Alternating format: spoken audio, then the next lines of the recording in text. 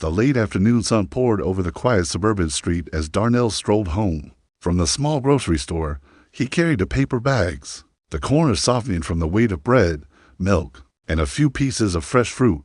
His steps were steady, his mind wandering to the simple comfort of dinner waiting at home. But the sound of a slow-rolling engine behind him broke his rhythm. A black and white police cruiser crept alongside, its tinted windows hiding the eyes inside. Then, the passenger window slid down. "Hey, you, stop for a second," an officer barked. The tone wasn't curious, it was suspicious. Darnell turned, his eyebrows lifting in mild confusion. He'd done nothing wrong. Still, he stopped, resting his bags on the curb. "Where you headed?" the officer asked. Leaning on the edge of the window, the second cop stepped out of the car, his gaze sharp, scanning Darnell from head to toe as if searching for something to pin on him. "Just heading home from the store," Darnell replied evenly. He reached into his back pocket for his wallet, pulling out his ID before they even asked. Experience had taught him it was better to cooperate than to question.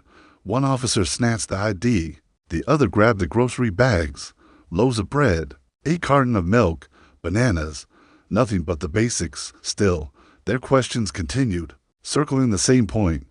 "Why are you in this neighborhood?" Darnell's jaw tightened, but he kept his voice calm. A few neighbors peeked from their porches, before looking away, unwilling to get involved. The humiliation weighed heavy, pressing down like the heat of the sun. When they finally handed back his belongings and waved him off, Darnell walked away without a word, but something deep inside him had shifted. Darnell gripped the grocery bags tighter as he continued down the sidewalk, his mind still replaying the scene from moments ago. But the officers weren't finished with him yet. The same cruiser rolled ahead and stopped again, blocking part of his path. One of them stepped out slowly, as if savoring the control. Without asking, he took the bags from Darnell's hands and began pulling out the items one by one, holding them up like pieces of evidence. "Milk, bread, bananas," the officer muttered, smirking as though he expected something else to fall out. The other officer stood with folded arms, eyes locked on Darnell in a way that made his skin crawl.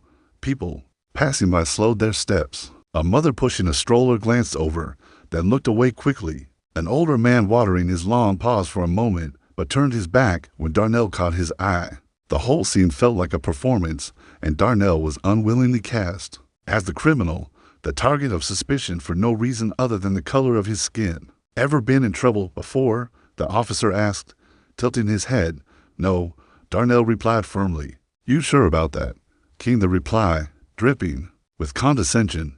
Darnell's chest rose and fell with a slow breath. He knew that if he showed even a hint of anger, they would twist it into justification for their behavior, so he stood there, swallowing the lump of frustration in his throat. After what felt like an eternity, they shoved the groceries back into the bag and handed him his ID. "You can go," the first officer said, as if granting permission. Darnell turned and walked away without looking back. His hands were steady, but inside, a quiet fire had begun to burn. 2 days later, the precinct buzzed with its usual morning rhythm, phones ringing, papers shuffling, officers laughing over half-empty coffee cups.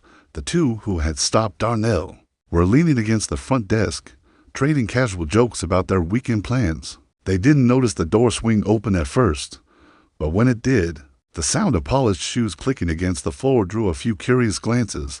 Darnell walked in, but this time, he wasn't in jeans and a t-shirt. He wore a crisp navy uniform, perfectly pressed, with a gleaming gold badge on his chest. The light from the windows caught the polished metal, making it almost impossible to miss. His posture was straight, confident, and commanding. Every step he took seemed to carry its own authority. He approached the front desk and greeted the receptionist with a warm smile, signing his name in the visitor log, though the truth was, he wasn't a visitor at all. Only then did his eyes shift toward the two officers. For a moment, their laughter froze mid-breath. Confusion flickered across their faces, quickly chased by recognition.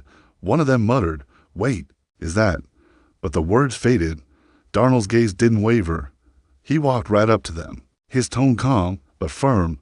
"We need to talk." "In my office."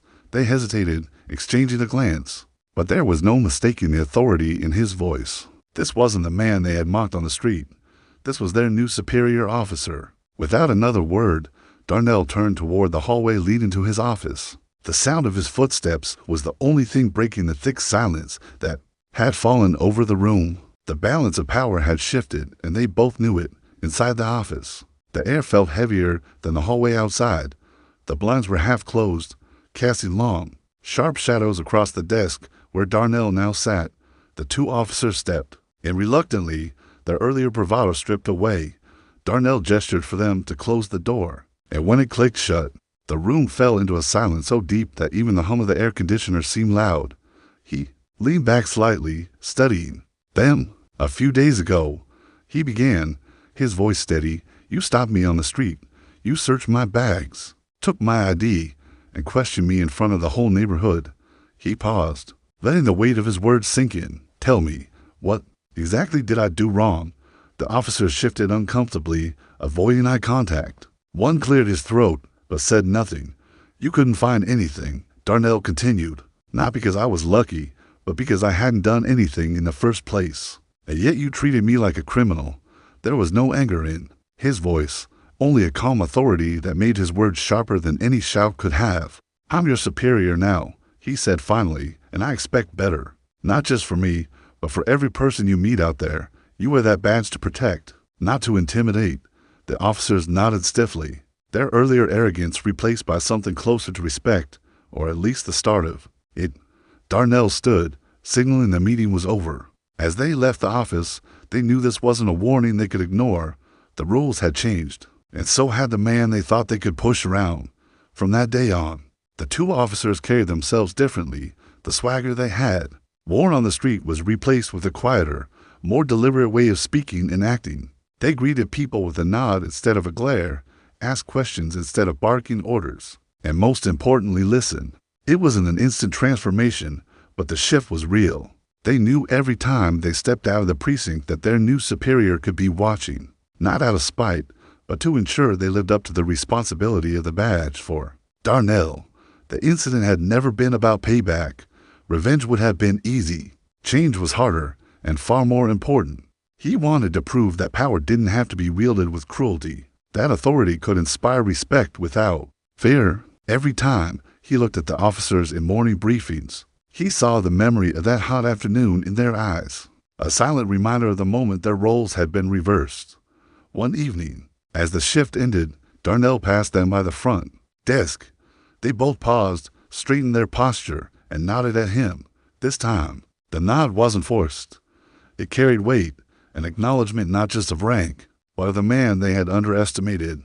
Darnell returned the gesture with a small, almost imperceptible smile. Before heading out into the cooling night air, the streets were quiet, the sky painted in shades of orange and purple. As he walked toward his car, he felt a sense of closure.